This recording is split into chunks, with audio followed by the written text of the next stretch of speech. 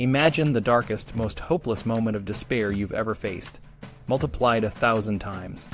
That's what Ferdinand Magellan, the legendary explorer, experienced when he realized he had made a catastrophic mistake.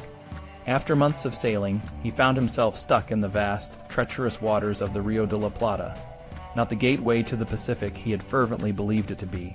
This wasn't just a setback, it was a nightmare that threatened to end his expedition and his life. Magellan's journey began with great promise. In 1519, he set sail from Spain with a fleet of 5 ships and a crew of over 270 men. His mission was to find a western route to the Spice Islands, a journey that would not only bring wealth and glory to Spain, but also cement his own legacy as one of the greatest explorers of all time. Magellan was a man of boundless ambition and unyielding determination.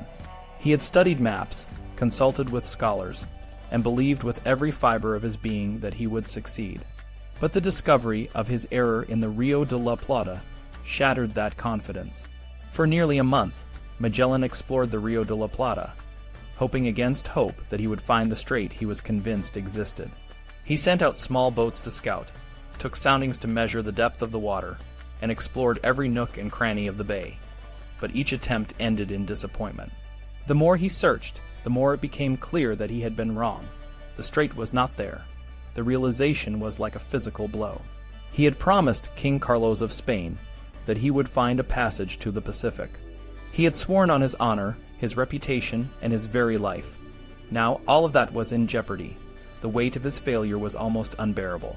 Magellan was a proud man, and the thought of returning to Spain in disgrace was more than he could bear.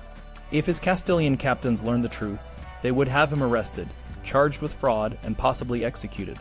The stakes were unimaginably high. Magellan had burned his boats, both literally and figuratively. There was no turning back. He could only press on, hoping that somewhere to the southwest, the strait he sought truly existed. So, on February 2nd, 1520, Magellan made a fateful decision. He would continue south, down the desolate and unforgiving Patagonian coast, searching for the strait that would lead him to the Pacific. The journey was grueling. The weather was brutal, with howling winds, towering waves, and bitter cold.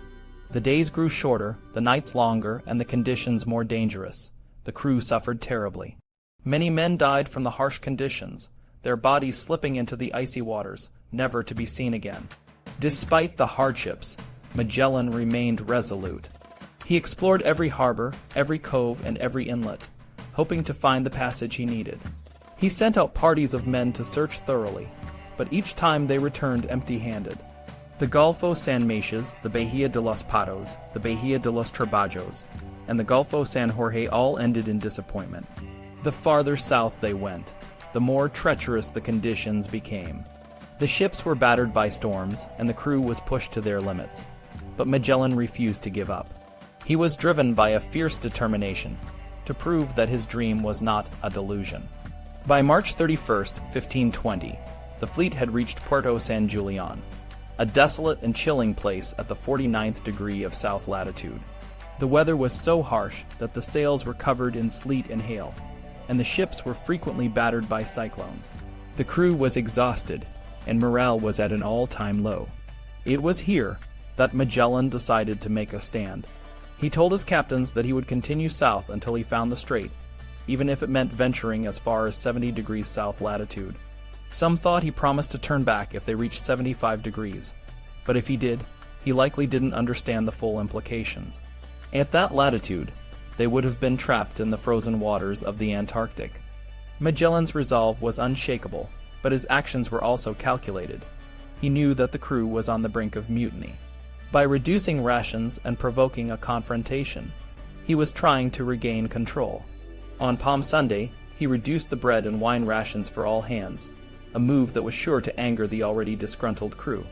The next day, he invited the Spanish captains to dine with him, but they refused.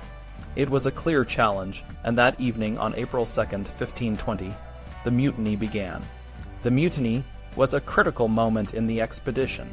Magellan's leadership was put to the ultimate test. He had to decide whether to stand firm or risk losing everything.